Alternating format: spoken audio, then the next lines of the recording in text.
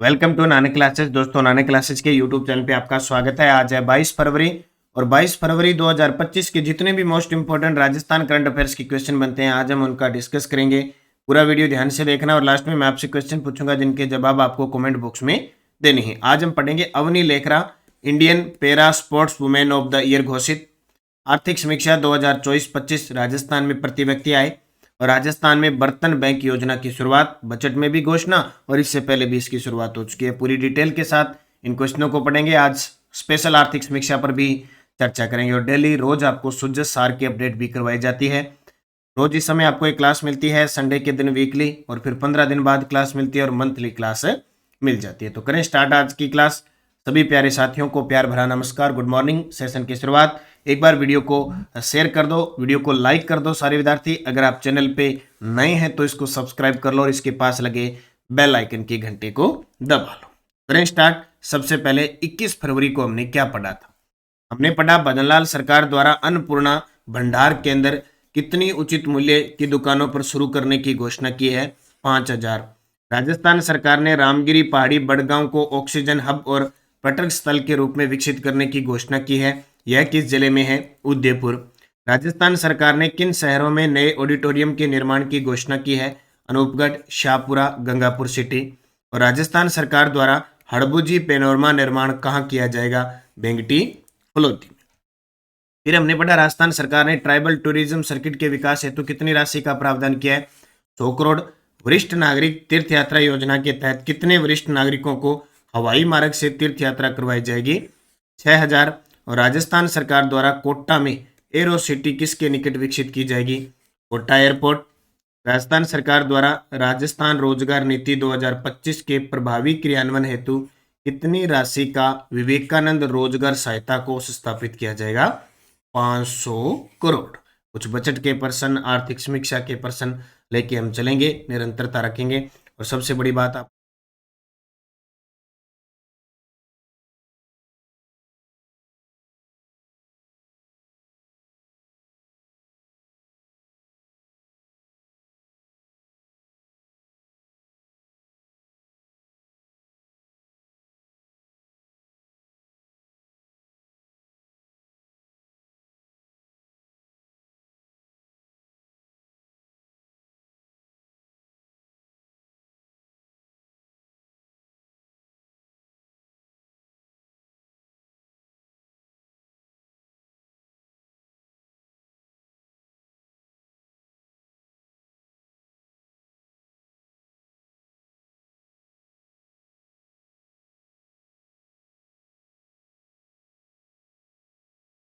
प्यार भरा नमस्कार। सेशन की शुरुआत।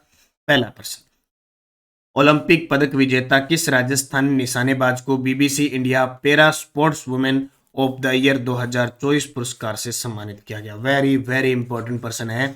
ओलंपिक पदक विजेता किस राजस्थान निशानेबाज को BBC BBC India Indian para sports women of the year मिला? तो वो है हमारी गोल्डन गर्ल अवनी लेखरा। जी बिल्कुल, अवनी लेखरा का संबंध जयपुर जिले से है। पैरा निशानेबाज है, याद रखना, पैरा निशानेबाज है। अब तक भारत को 3 ओलंपियन पदक दिला चुकी हैं। टोक्यो पैरा ओलंपिक में इन्होंने 50 मीटर में कांस्य जीता था और 10 मीटर में गोल्ड जीता। अभी पेरिस पैरा ओलंपिक हुई है, उसमें 10 मीटर में इन्होंने गोल्ड जीता। ठीक है, इन्हें 2024 में para athlete of the year भी अवार्ड मिल चुका है। और एक हमारे उपराष्ट्रपति जगदीप धनखड़ जी के द्वारा शी शक्ति अवार्ड भी मिल चुका है। 2022 में पद्मश्री मिल चुका है। 2021 में मेजर ध्यानचंद खेल रत्न पुरस्कार भी मिल चुका है। और अभी नरेंद्र मोदी जी के जो परीक्षा पे चर्चा थी उसमें खेल, मानसिकता और अनुशासन के क्षेत्र में बच्चों को मोटिवेट करने में भी इनको शामिल किया गया। तो ये सारी बातें शामिल है। कृष्णा पुनिया पूर्व डिस्कस थ्रो की खिलाड़ी रह चुकी है हमारे राजस्थान की, और भी हाल ही में एक पैनल में गठित में सदस्य बनाया गया है। माननीय कौशिक दिल्ली के अंदर इन्होंने एक रजत और एक स्वर्ण पदक जीतकर रिकॉर्ड बनाया। मोना अग्रवाल की बात करें तो मोना अग्रवाल को 2024 का अर्जुन अवार्ड दिया गया है। पेरिस पैरा ओलंपिक में इन्होंने कांस्य पदक जीता। तो यहां उत्तर आ जाएगा। पूरी डिटेल मैंने सबकी बता दी। Avani Lekhara BBC India sports women of the year मनी है। मनु भाकर निशानेबाज, इन्होंने पेरिस ओलंपिक में 2 कांस्य पदक जीते। और इन्हें हाल ही में मेजर ध्यानचंद खेल रत्न पुरस्कार मिला। Indian para sports women of the year Avani Lekhara, ठीक है। निशानेबाज BBC emerging athlete of the year, ये शीतल देवी, दोनों हाथ न होने के बावजूद भी ये जम्मू की है।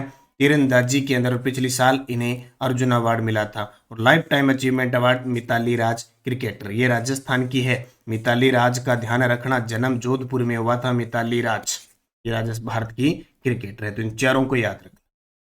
निम्न में से कौन सा कथन असत्य है? बहुत ही गजब का प्रश्न। आजकल हमें ट्रेंड बदलना पड़ेगा, करंट को ऐसे पढ़ना पड़ेगा, थोड़ा सा गहराई से पढ़ना पड़ेगा, सीधा प्रश्न उत्तर हम नहीं दे सकते।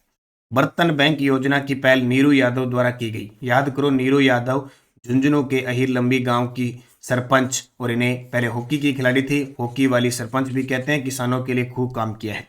तो अब बर्तन है, ये देखो आपके सामने, क्या कि प्लास्टिक होता है, यूज एंड थ्रू। हम क्या करते हैं, प्लास्टिक वगैरह होते हैं, यूज कर लेते हैं और फेंक देते हैं। हम फेंक तो देते हैं, हमारे लिए, हमारी तरफ से तो वो हो गया कि न घर वालों को धोना, न बात पार्टियों में कहीं बर्तन वाले को रख के धुलाना, लेकिन वो फेंक देते हैं, वो बहुत खतरनाक साबित हो रहा है।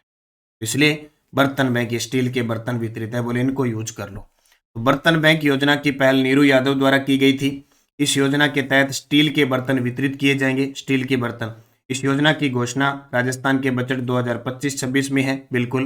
प्रथम चरण में 500 ग्राम पंचायतों को शामिल किया जाएगा, ये गलत है। प्रथम चरण में 1000 ग्राम पंचायतों को शामिल किया जाएगा। ऐसे थोड़ा सा हमें गहराई से पढ़ना है। योजना का नाम है बर्तन बैंक योजना। उद्देश्य सिंगल यूज प्लास्टिक से मुक्ति। पहल नीरू यादव, सरपंच लंबी अहिर पंचायत झुंझुनू, सूरजगढ़ तहसील है। विस्तार अब पूरे राजस्थान में इसको लागू होगा। ये लगभग 2021-22 में इन्होंने शुरुआत कर दी थी, लेकिन बड़े स्तर पर नहीं आई।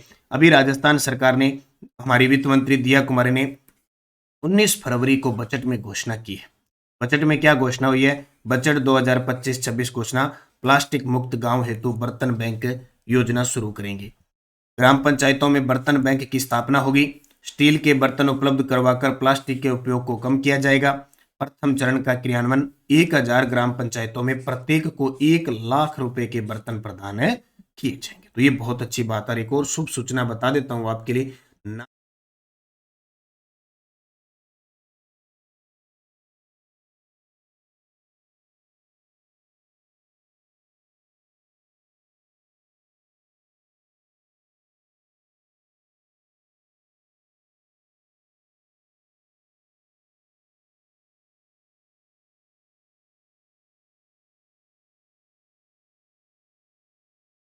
संगर्भित और मोस्ट चीजों के साथ।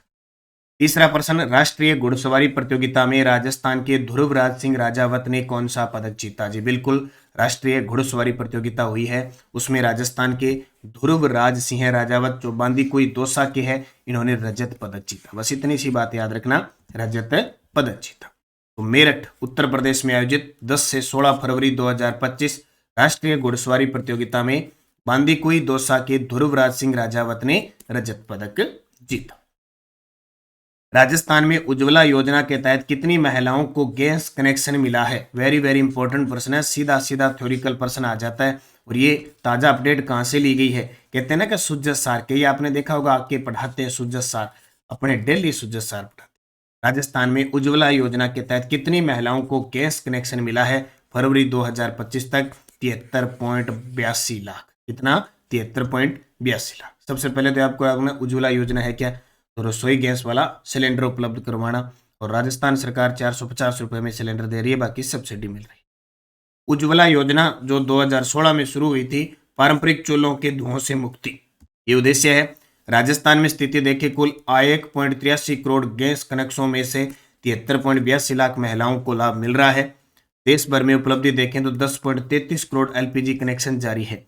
सुविधा इसकी उज्ज्वला धारकों को सालाना 12 सब्सिडी वाले सिलेंडर मिलते हैं, यानी मंथली एक हो गया, 12 सिलेंडर सब्सिडी वाले मिल रहे हैं 450 रुपए में। ठीक है, बुरवाते तो शायद ज्यादा है, 700-800 बुरवाते हैं, बाकी वो सब्सिडी बैंक में आ जाती है। तो ये याद रखने, आंकड़े पेपर में आते हैं। कुल 1.83 करोड़ गैस कनेक्शनों में से 73.82 लाख महिलाओं को लाभ मिल चुका है राजस्थान के अंदर। योजना उज्ज्वला योजना 2016 में हुई थी शुरू, और पारंपरिक चूल्हों के धुओं से मुक्ति। बजट 2025-26 लखपति दीदी योजना का लक्ष्य बढ़ाकर कितना कर दिया? लो भी, एक तो लखपति दीदी योजना होगी, एक नमो ड्रोन दीदी योजना की, और एक बजट में और स्टार्ट कर दी सोलर दीदी योजना। तो भाई दीदी और दादो, दादो थे तैयार हो जो, दीदी तो चक्रा खे का खेता में दीदी, ठीक है। सूरज पर अब सोलर प्लेटा में दीदी, और लखपति तो है ही, 1 लाख रुपया वाली दीदी बन जाई। पर बेचारा ने फायदो है क्योंकि दीदी है तो कहेंगी बा वाइफ भी बनेगी काल न जाके बा लखपति हो जी, बे तो लेगा ना जा रुपया ही रुपया, है ना। सरकार लगातार महिलाओं के सशक्तिकरण का काम कर रही है। मोटी मोटी बात करें सबको, देखो महिला शिक्षित होगी, महिला विकसित होगी तो सीधी सी बात है उसका परिवार विकसित होगा। बजट 2025-26 लखपति दीदी योजना का दायरा बढ़ा दिया, बोले अब लखपति बनानी है 20 लाख। कितनी बनानी है? 20 लाख बनानी। लखपति दीदी योजना उद्देश्य महिलाओं की आय 1 लाख से अधिक करना। जल्दी बनेगी लखपति, 1 लाख ऊपर होते लखपति। एक करोड़, जी हाँ, करोड़ हो गया तो वो करोड़पति, अरब हो गया तो अरबपति, रोड पर रहे हो तो रोडपति, रे की कोनी वो नंगपति, ठीक है। खाली पति की पति कोनी, चाय वाली पत्ती और पत्ता वाली पेड़ वाली पत्ती बनेगी कई की करना उसे। वैसे महिलाओं की आय 1 लाख से अधिक करना। 2024-25 का बजट था 15 लाख लखपति दीदी, और 2026-26 बढ़ाकर 20 लाख लखपति दीदी, यानी 20 लाख महिलाओं को 1 लाख से ऊपर की आय बनाने का टारगेट। जनवरी 2025 तक देखें तो 15.21 लाख लखपति दीदी चयनित हो चुकी है। वेरी वेरी इंपॉर्टेंट है ये आंकड़े, बहुत गजब के। जब तथ्य से प्रश्न आएगा ना तब पता लगेगा। संलग्नता कृषि और गैर कृषि आधारित आजीविका गतिविधियों से भी इन्हें जोड़ा जा रहा है। समय सहायता समूह की महिलाओं के लिए, SHG की महिलाओं के लिए, और ये सारा राजीविका के माध्यम से हो रहा है। किसके माध्यम से? राजीविका, जिसकी ब्रांड एम्बेसडर रूमा देवी है, जिसकी स्थापना 2010-11 में हुई थी। उसके माध्यम से ये सारी लखपति दीदी योजना। तो पिछले बजट में 15 लाख, अब कल 20 लाख।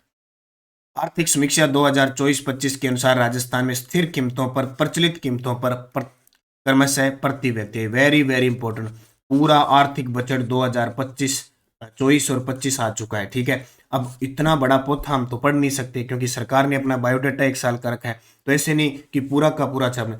इसमें से मोटे मोटे बड़े बड़े देखें तो 100-150 प्रश्न होते हैं जो पेपर में आते हैं, और उन्हीं में से 3 प्रश्न ऐसे आते हैं जो फिक्स आते हैं, और आए नए पटवारी, ग्राम सेवक, college lecturer, first grade, second grade, ये कुछ भर्तियां हैं उनमें ये फिक्स आने हैं। अब मैं आज 3 प्रश्न बताऊंगा, यानी टोटल में से 100% वो 3% तो आनी है।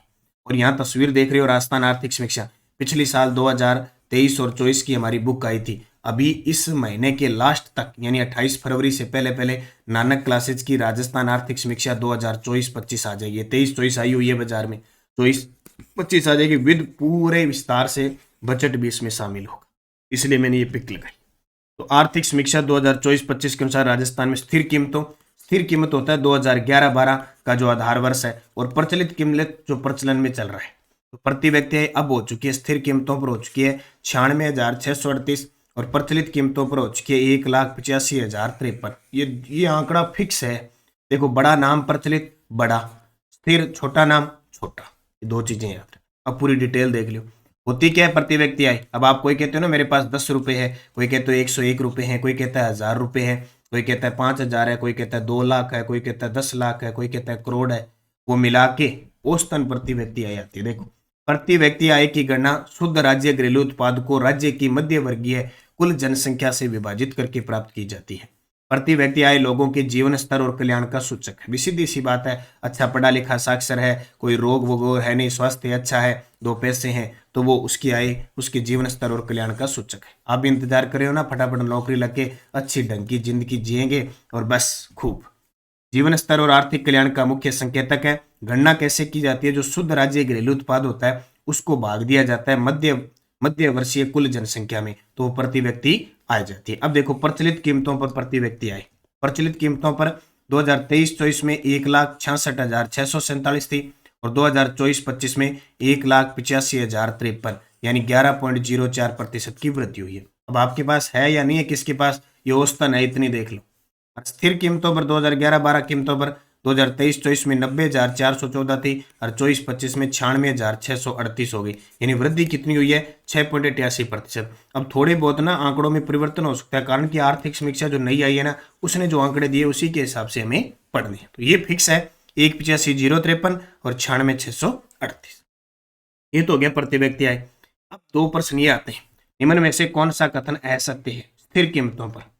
वर्ष 2024-25 में स्थिर कीमतों पर सकल राज्य मूल्य वर्धन, ये प्रश्न पूछा ही जाता है। ये सेवा क्षेत्र, कृषि क्षेत्र और उद्योग क्षेत्र। सकल राज्य मूल्य वर्धन GSVA 8.22 लाख करोड़ अनुमानित है। सही है। वर्ष 2024-25 में कृषि क्षेत्र का GSVA में योगदान 38.39% रहने की संभावना है। ये गलत है, ये असत्य है। ये लगभग 26 पॉइंट कुछ होगा, 26.54% की। वर्ष 2024-25 में औद्योगिक क्षेत्र का यानी उद्योगों का सकल राज्य मूल्य वर्धन में योगदान है 28.39% और 2024-25 में सेवा क्षेत्र का GSVA में योगदान 45.04%। मतलब ये और ये तीन आंकड़े ऐसे हैं जो हर बार आपको पेपर में पूछेंगे, कंफ्यूज करेंगे। सेवा, उद्योग और कृषि, ठीक है, इनमें असत्य ये है। अब इसको ढंग से पढ़ लेना। सकल राज्य मूल्य वर्धन GSVA 2024-25 स्थिर 2011-12 बुनियादी कीमतों पर GSVA 2023-24 में 7.73 लाख करोड़ था, जो 2024-25 में बढ़कर 8.22 लाख करोड़ हो गया, यानी वृद्धि 6.29 की। क्षेत्रवार योगदान देखें तो कृषि क्षेत्र में 26.54%, सकल मूल्य वर्धन ये 2.18 लाख करोड़ है, प्रतिशत में याद रखना है। औद्योगिक क्षेत्र है 28.39%, सकल मूल्य वर्धन 2.33 लाख करोड़ है, वृद्धि 5.77% की। और सेवा क्षेत्र 45.04%, सकल मूल्य वर्धन 3.70 लाख करोड़, 7.38% की वृद्धि। तो कैसे ही इस प्रश्न को पूछा जा सकता है, याद क्या रखना, देखो स्थिर कीमत है 2011-12। ओके, तीन चीजें याद रखनी, क्या, कृषि क्षेत्र 26.54, औद्योगिक क्षेत्र 28.40 और सेवा क्षेत्र 45.07। ये तो हो गया स्थिर कीमत। अब आता है सकल राज्य मूल्य वर्धन GSVA 2024-25 के संदर्भ में निम्न कथनों पर कौन सा सही नहीं है। अब ये आ गया प्रचलित पे, इस पे ये आ गया प्रचलित कीमतों पर, दोनों अलग अलग है। सेवा क्षेत्र का अनुमानित योगदान 45.92% है। कृषि क्षेत्र की अनुमानित वृद्धि दर उद्योग क्षेत्र से अधिक है, यह असत्य है। कृषि क्षेत्र की अनुमानित वृद्धि उद्योग से कम है, अधिक नहीं है। वर्ष 2024-25 में GSVA वृद्धि दर 12% से अधिक है, सही है। उद्योग क्षेत्र का अनुमानित योगदान 27.16% है, ये भी सही है। ये भी गलत हो जाएगा क्योंकि कृषि का उद्योग से क्या है, कम। ठीक है। अब देखो प्रचलित बुनियादी कीमतों पर सकल राज्य मूल्य वर्धन। अब ये असिस्टेंट प्रोफेसर में तो कम से कम 15 प्रश्न आते हैं ऐसे, ये सोच लो। अभी दिसंबर में पेपर है, सेकंड ग्रेड में ये प्रश्न आएगा, पटवार ग्राम सेवक में यहाँ से प्रश्न आएंगे क्योंकि इनके काम यही है। तो GSVA सकल राज्य मूल्य वर्धन 2023-24 का 14.17 लाख करोड़ था और 2024-25 में अनुमानित 15.70 लाख करोड़ हो गया, यानी 10.83% की वृद्धि। क्षेत्रवार वृद्धि हुई है, कृषि में 11.14% की वृद्धि हुई है, उद्योग में 7.88% की वृद्धि हुई है और सेवा क्षेत्र में 12.29% की वृद्धि हुई। अब ये तीन चीज याद रखनी है। अर्थव्यवस्था में योगदान कृषि क्षेत्र का 26.92, उद्योग का 27.16 और सेवा क्षेत्र का 45.92। ठीक है, 45.92 ये फिक्स है, ये आपको याद रखना। प्रचलित मूल्य और स्थिर कीमत दोनों चीजें, कृषि उद्योग सेवा, उसका भी कृषि उद्योग सेवा पूछा जाता है। सबसे ज्यादा किसका, सेवा का हो गया, फिर उद्योग का, फिर कृषि का। ये दोनों प्रश्न इंपॉर्टेंट है। आज मैंने तीनों बताए, पूरी आर्थिक समीक्षा में से ये तीनों प्रश्न सबसे पहले ये पूछे जाते हैं। सुजस बुलेटिन, प्रदेश में अब 20 लाख महिलाओं को लखपति दीदी बनाने का लक्ष्य है। उज्ज्वला योजना में 73.82 लाख महिला लाभान्वित और योग साधक सम्मान समारोह में राज्यपाल भाग लेता है। राज्य स्तरीय किसान समारोह है 24 फरवरी को होगा। 20 लाख घरों में पेयजल कनेक्शन का लक्ष्य है। तो बजट ही बजट चल रहा है, पूरा गुणगान होगा बजट का। ये पहले गुणगान 19 फरवरी को कर चुके हैं, अभी थोड़ा बहुत परिवर्तित बजट भी आएगा। सरकार लगातार कहेगी ये दिया और अब उसके बाद में पेपर में आने लग जाएगा, बार बार हर बार पेपर में प्रश्न बजट का छपेगा। ठीक है, तो निरंतरता रखो, मेहनत करो। नानक क्लासेज और Nanak classes Shiv sir Telegram join कर लो, आपको लगातार बजट की क्विज मिल रही है, PDF प्राप्त हो रही है, सारी चीजें उपलब्ध हो रही है। पिछले वीडियो का क्वेश्चन था 19 फरवरी 2025 राजस्थान ग्रीन बजट 2025, तो दिया कुमारी ने पेश किया। और क्वेश्चन फॉर यू, राजस्थान सरकार द्वारा हड़बूजी पेनोरमे का निर्माण कहाँ किया जाएगा? रेवासा धाम, बेंगटी, नाथ द्वारा, चंद्रभागा। सही जवाब देना है। यस डे डोज, भारत सरकार द्वारा रियासतों से संबंधित समस्याओं के समाधान हेतु रियासती विभाग की स्थापना 5 जुलाई 1947। अध्यक्ष सरदार वल्लभ भाई पटेल और सचिव VP मेनन। रियासतों में उत्तरदायी सरकार का सर्वप्रथम किस संस्था का गठन होता है? राजपूताना मध्य भारत सभा। राजस्थान में वर पक्ष का वधु पक्ष के द्वारा स्वागत मधुपर्क होता है, या इसको सामेला कहते हैं। चित्तौड़गढ़ किले में स्थित कौन सा मंदिर मूलतः एक सूर्य मंदिर है? कालिका माता मंदिर। और जालोर के सोनग्रा चौहान का वंश संस्थापक कीर्तिपाल। ये पांचों लाइब्रेरियन परीक्षा में आए हुए। देखो लाइब्रेरियन में फिर कौन से प्रश्न आए।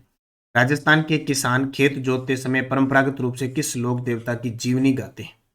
1857 की क्रांति के दौरान रानी लक्ष्मीबाई और तांत्या टोपे को आर्थिक सहायता किसने उपलब्ध करवाई?